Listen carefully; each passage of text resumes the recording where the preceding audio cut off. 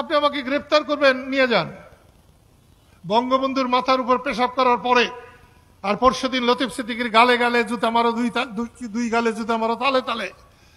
এরপরে আমার আর কিছু করতে পারবেন না। পাকিস্তানের কাছে অত্যাচারিত হওয়া তো আমার কাছে কিছুই না।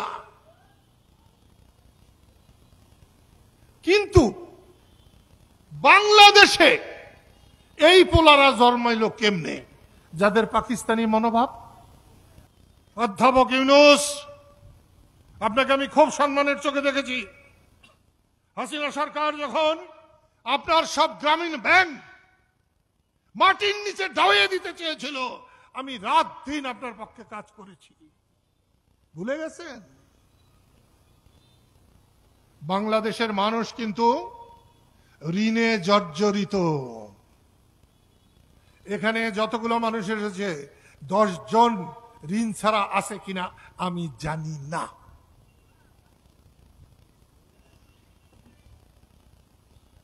শেরে বাংলাকে ফজলুল হক ঋণ সালিসি ভোট করে কৃষককে বাঁচিয়েছিলেন। আবার সেই রকম একটা ঋণ সালিসি ভোটের মতো কিন্তু অবস্থা হয়েছে। আপনাকে হাসিনা সুদখোর বলেছে, ঘুষখোর বলেছে, অন্যরাও বলেছে, আমি কখনো এটা বলি নাই। কিন্তু আমি আপনাকে বলবো, মুক্তিযোদ্ধাদের উপর এই আঘাত হানা, যদি আপনি মুক্তিযুদ্ধের পক্ষে হয়ে থাকেন তাহলে আপনার উপরেও আঘাত হানা হয়েছে। আপনি যদি মুক্তিযুদ্ধের পক্ষে থাকেন তাহলে লতিফ সিদ্দিকীকে যখন বলা হয়েছে লতিফ সিদ্দিকীর 2 গালে জুতা মারো, তালে তালে, তখন আমি এটা ধরে নেব আপনার অধ্যাপক ইউনূস, ডক্টর ইউনূস, আপনারও 2 গালে জুতা মারো, তালে তালে বলা হয়েছে। হ্যাঁ, এটা আমি মানব। আপনি যদি মুক্তিযুদ্ধের বিরুদ্ধে থাকেন তাহলে আপনার গালে জুতা মারা হয় নাই।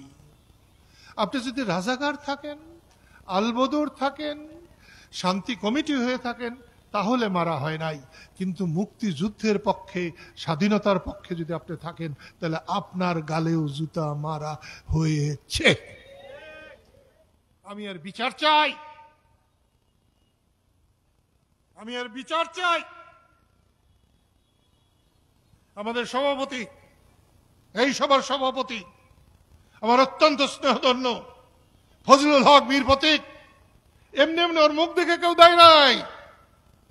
মুক্তিযুদ্ধে তার যে ভূমিকা রয়েছে সেই ভূমিকার জন্য দেওয়া হয়েছে। ওকে বীর প্রতীক না দিয়ে বীর উত্তম দেওয়া উচিত ছিল। যারা এটা বিবেচনা করেছে তারা ভালোভাবে বিবেচনা করতে পারে নাই। বলেছে কেউ নাকি তাকে ফোন দিয়ে থ্রেট করেছেন। ভালো কথা না, এগুলা করবেন না। আপনি আমাকে গ্রেফতার করবেন, নিয়ে যান। বঙ্গবন্ধুর মাথার উপর পেশাব করার পরে আর পরশুদিন লতিফ সিদ্দিকীর গালে গালে জুতা মারো, দুই গালে জুতা মারো, তালে তালে। এরপরে আমার আর কিছু করতে পারবেন না।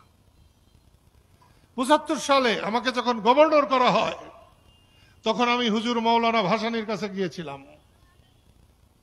হুজুর মৌলানা ভাসানী আমাকে বলেছিলেন, আমি যখন গেছি উনি উত্তেজিত ছিলেন। তিনি বলছিলেন, আমি কি কাওয়ার্ড? আমি মরতে পারি না?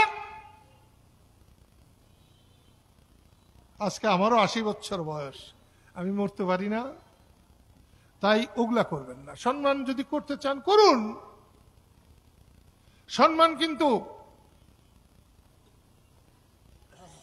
এটা কিন্তু কুড়িয়ে পাওয়া যায় না, কুড়িয়ে নেওয়াও যায় না। যদি সম্মান না করেন, না করবেন। মুক্তিযুদ্ধ করে যদি দেশ বিসর্জন দিতে হয়, পাকিস্তান হয়, পাকিস্তানের কাছে অত্যাচারিত হওয়া তো আমার কাছে কিছুই না। কিন্তু বাংলাদেশে এই পোলারা জন্মাইল কেমনে, যাদের পাকিস্তানি মনোভাব। কেমনে জন্মে এটা আমাদের বুঝতে হবে না, দেখতে হবে না?